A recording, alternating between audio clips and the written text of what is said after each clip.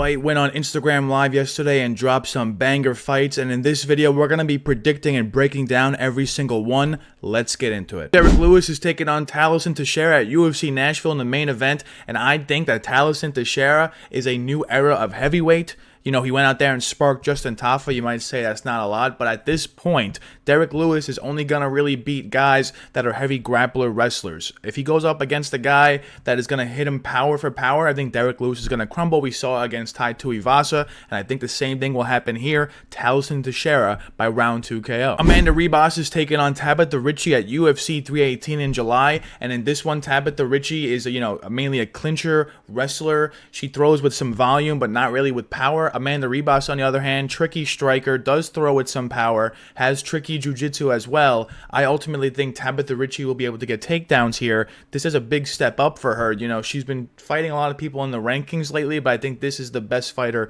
she will have fought up until this point. I'm going to lean with Tabatha Ricci because Amanda Ribas hasn't really looked that good in her recent performances. I think Ricci can get potentially takedowns, and I think she can out-volume her on the feet. So we're going to take Tabatha Ricci to win this by decision. Also, even when Tabatha Ricci loses fights, even when she loses them by decision, the judges give her the fight. Like against Tisha Pennington, I don't know how she won that fight, but the judges, I guess, were just looking at something else. You know what I'm saying?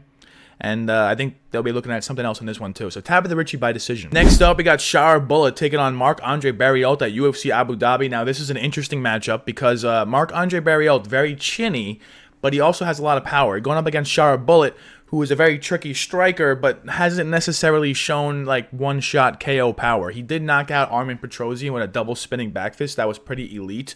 But other than that, the tricky striker with low volume and not a lot of knockout power. Against Marc-Andre Barriault, I think he could find the mark. I think no pun intended. I think Marc-Andre Barriault will be the stronger guy in there, and he's a very clinch-reliant guy, and he also has takedowns in his arsenal. This might be the best all-around MMA fighter that Shara will have fought up until this point. I've been fading Shara at every avenue, and in this one, I think I'm going to fade Shara again. I'm going to take Marc-Andre Barriault to win this by decision. Next up, Dricus du Plessis is taking on Khamzat Chimaev at UFC 319 on my birthday, August 16th. Let's get it. Happy birthday to the fans. I'll probably be going to this event. It's going to be taking place in Chicago, Illinois. That is insanely lit. And honestly, it's an immovable object versus an unstoppable force. Dricus du Plessis, he gets rocked in every fight, basically. He looked very good against Sean Strickland in his last one, but there are holes in Dricus' game, all right? He's very sloppy striker, very sloppy grappler, but it just seems to get him W's. He has insane plot armor. And Khamzat Chimaev has looked invincible, really, in every UFC fight up until this point. Against Kamaru Usman, he 10-8'd him in round 1 and kind of fell off a cliff in the next 2 rounds. Still won a clean decision against Kamaru Usman. Then against Gilbert Burns, was mauling him in round 1 and kind of fell off a cliff as the rounds progressed, but still won a decision against Gilbert Burns. And then also against Robert Whittaker, everybody was writing him off, just like everyone was writing Dricus off against Whittaker. And Khamzat goes out there, submits him in round 1. Dricus goes out there and KOs him, I believe, in round 2. So in this one, it basically comes down to, can Khamzat get the sub in the first 2 rounds? If Khamzat cannot get the sub in the first 2 rounds, this is going to be Dricus' game. It's tough to predict Khamzat winning because his main path is rounds 1, 2 sub. If it goes to round 3, 4, 5, Khamzat might be in a world of trouble because Dricus lately with his new nose, he's a cardio king. Dricus is the underdog in this matchup, which is crazy. He's the sitting champ. I'm also a Khamzat fan since day one. You can go back on this channel and see that. So I'm very biased. But honestly, if you were to hope for something in this world, you have faith in something. My faith is in Khamzat Chimaev being the UFC GOAT. That's my faith. That's my hope. That's my belief. That's, I'm hesitant to say it, but, that's my religion, There's nothing really to root for in this sport other than you have to tag along to a fighter and hope for the best. And I've tagged along to Khamzat. He has yet to let me down. He has won every single fight since I've tagged along.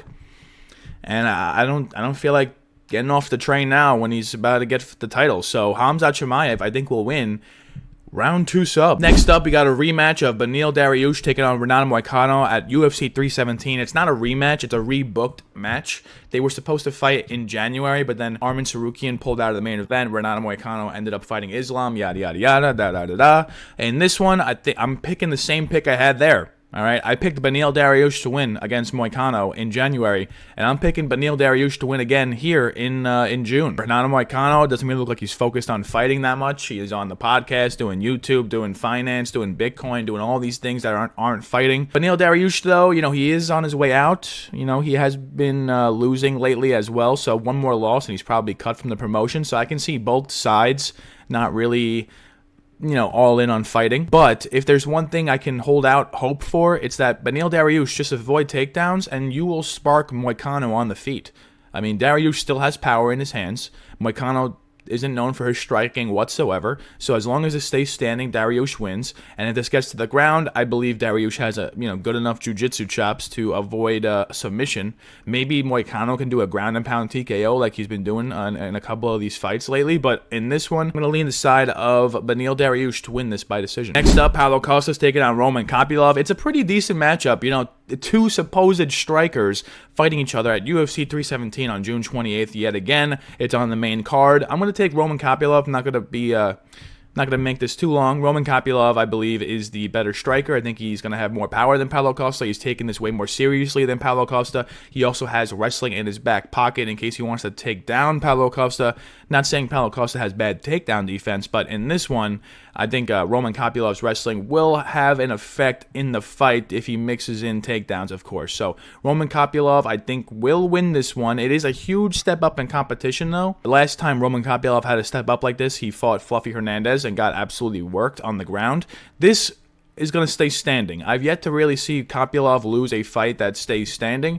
Costa is definitely not shooting takedowns in this one, so I'm going to take Roman Kopylov to win this by decision. Next up, we got Alexandre Pantoja taking on Kara France at UFC 317, and in this one, I'm going to lean towards the side of the active champ, but the more I think about it, Kara France is live for a knockout, Pantoja has shown wobbly chin issues. He's very durable in the fact that he won't get actually knocked out and starched, but there's a lot of striking exchanges where I think against a heavier puncher, he would get knocked out. Against Moreno, there was multiple times where he was like, oh, against Steve Erceg, there was multiple times he was getting hit.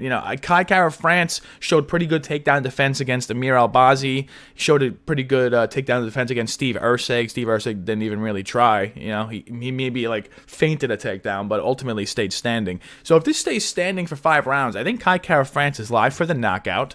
And if this gets to the ground, I think Pantoja is live for a sub. So I think the play I ultimately will make on this is the fight to not go to distance. But if I'm going to do a pick, I'm going to lean with the active champ, Pantoja, to win. This is a pretty decent matchup. Both guys have a serious path to victory here. But I'm taking Pantoja to win by round 4 submission. Then obviously the whole point of this video, the whole point of the Dana White announcement, Ilia Topuria taking on Charles Oliveira at UFC 317 for the vacant lightweight strap. And in this one, I'm going to take Charles do Bronx Oliveira, all right? I don't think it's, that easy to move up a weight class, number one. I don't think all your skills translate to the weight class above you if you move up a weight class. I think this is a win-win for Ilia. If Ilia goes out there and wins, he now becomes technical double champ. He will have been the champion featherweight and lightweight. If Ilia goes out there and loses, people will still applaud him, all right? People will be like, oh my God, Ilia, good job. You gave it your best shot. Charles Oliveira, he was... he's a big guy for lightweight, so, no one really faults you, Ilia, for losing to Charles Oliveira. Charles Oliveira, on the other hand, if he goes out there and beats Ilia, that's great for him. You just won the vacant lightweight strap. But if he loses to Ilia, it is a win-lose for Oliveira. If he loses to Ilia, moves down a few spots in the rankings, and he just lost to a featherweight coming up to lightweight. Not the best look. I think Charles Oliveira is going to swamp this man. Ilia has great power for featherweight. I don't know how well that will translate to the lightweight level. Right now, the betting lines are pretty crazy, putting Oliveira as a plus 200 underdog. I'm taking the dog. I am an Ilia fan, but I'm not an Ilia fan like I'm a Khamzat fan. I wasn't with Ilia since day one. He kind of just came out of nowhere, and then he all of a sudden knocks out Max Holloway and Volk back-to-back. I'm going with Charles Oliveira to win this by round 2 sub.